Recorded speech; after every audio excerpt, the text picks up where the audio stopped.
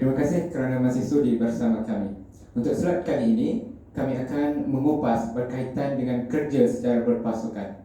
Baik, Cikgu Faris, bagaimana Cikgu Faris menganggap bahawa kerja secara berpasukan ataupun dengan kata lain, teamwork ini mampu menjadikan satu kejayaan dapat membuahkan hasil yang lumayan? Silakan, Cikgu. Baik, bismillahirrahmanirrahim. Terima kasih kepada anda, moderator Kamarul Ashraf,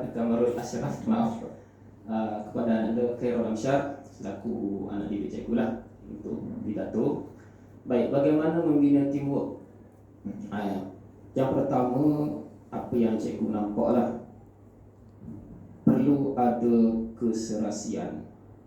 Jadi masa mula-mula cikgu tawarkan kepada Amsyar untuk sertai pidato peringkat musmat. Jadi katanya dia terus bersetuju. Sedangkan sebelum ni untuk acara lain dia agak susah. Jadi mungkin adalah sebab dia kerana dia nampak itu peringkat yang lebih tinggi. Jadi di situ mungkin cikgu pun dah ada sedikit pengalaman bersama dengan Amsyar sebelum ni. Jadi cikgu orang kata apa? Ada chemistry tu alhamdulillah lah, boleh lah kita kata. Dan yang penting cikgu kena tahu keadaan Amsyar sebab Amsyar pelajar terima SPM. Jadi tahun ni dia pun perlu fokus kepada pembelajaran dia. Jadi pada masa yang sama kita nak supaya Amsyar ni dia tahu yang bila dia dah masuk dia perlu serius. Jadi bila kita dah tahu masing-masing akan keperluan Amsyar tentang pembelajaran dan Amsyar tahu tentang kita ni tentang apa, cikgu ni perlu beri penekanan pada dia juga, maka kita buat perbincangan lah dari segi masa, bila masih sesuai apa semua. Jadi kerana Amsyar sedang belajar, bukan belajar asrama, jadi kita pun banyak berbincang dari WhatsApp lah. Dan untuk menguruskan Amsyar ni, pada saya dia pelajar yang sedang belajar untuk jadi matang. Jadi setakat selama bersama tu okey lah. Dan dia tahu kat mana, tempat mana, bila dia perlu serius, di mana dia perlu fokus pada belajar, pada waktu bila dia perlu hafal teks. Jadi itu rangkuman apa yang ada pada diri dia tu cikgu cuba untuk orang kata apa, main win-win situasi lah, situasi menang-menang. Supaya kita tak nak tekan sangat waktu tu, takut dia memberi tekanan pula. Tambah-tambah lagi bila dah masuk di peringkat Mismam tu, waktu tu kebetulan ujian pertengahan tahun, periksa tengah tahun, jadi kita tak nak bagi dia tekanan. Pada masa yang sama dia kena tahu bahawa dia kena beri perhatian juga. Maka masa yang dia ada itu alhamdulillah dia gunakan sebaiknya untuk hafal. Dan saya pun tak sangka dalam tak sampai seminggu lah berjaya untuk hafal teks. Hafal teks berserta dengan orang kata intonasi yang kita dah beritahu pada dia lah. Itulah setakat yang cikgu boleh kongsi berkaitan dengan bagaimana cikgu dengan Amsyar ni bina teamwork. Terima kasih. Terima kasih Cikgu Faris. Sebenarnya dapat saya simpulkan bahawa kerja secara teamwork ini sebenarnya memerlukan komitmen daripada pihak cikgu sendiri dan komitmen daripada anak didiknya sendiri.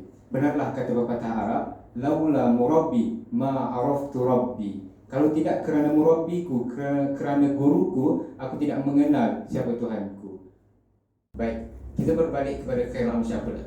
Amsyar, bagaimana anda menganggap bahawa kerja secara berpasukan ini bersama dengan Cikgu Faris dianggap menjadi lancar dan telah terbukti melahirkan kejayaan sehingga ke peringkat kebangsaan? Silakan.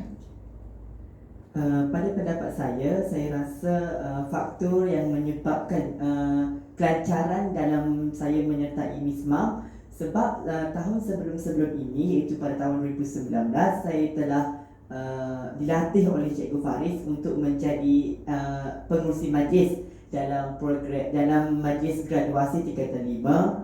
Selain itu juga saya telah dilatih oleh Cikgu Faris dalam pertandingan sajak peringkat daerah besut. Dan saya rasa faktor itulah yang menjadi pendorong kepada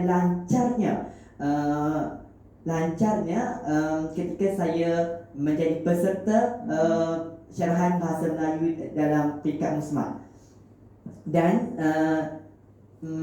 faktor yang lain yang mendorong disebabkan oleh sikap Cikgu Faris yang begitu ramah mesra, yang baik dan dan baik hati lah. Saya rasa untuk memberi komitmen kepada saya dan memberi kepercayaan kepada saya untuk menjadi peserta syarahan bahasa Melayu.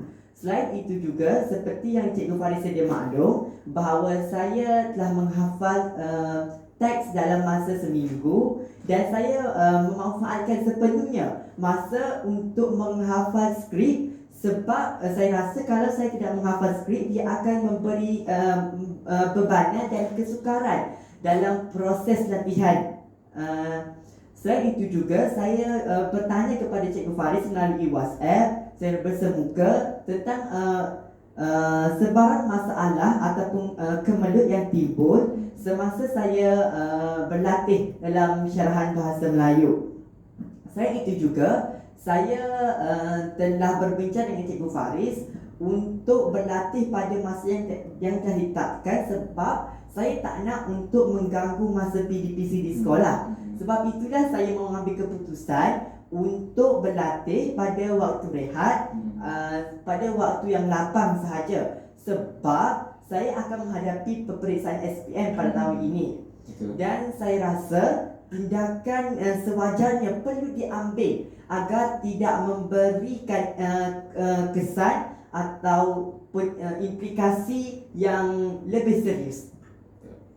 Benarkah kata Amsyar, kejayaannya sebenarnya berpunca daripada gurunya sendiri, iaitu Cikgu Faris. Jadi saya ucapkan syabas dan tahniah kepada Cikgu Faris kerana telah memberikan didikan dan tunjuk ajar yang selayaknya kepada Amsyar. Terima kasih. Prestasi akademik dan co-akademik perlulah seiring untuk memastikan kejayaan pelajar pada masa akan datang. Benarlah kata-kata yang sering dilaungkan oleh seluruh warga Ittifaqiyah, kita apa yang kita fikirkan semai boleh,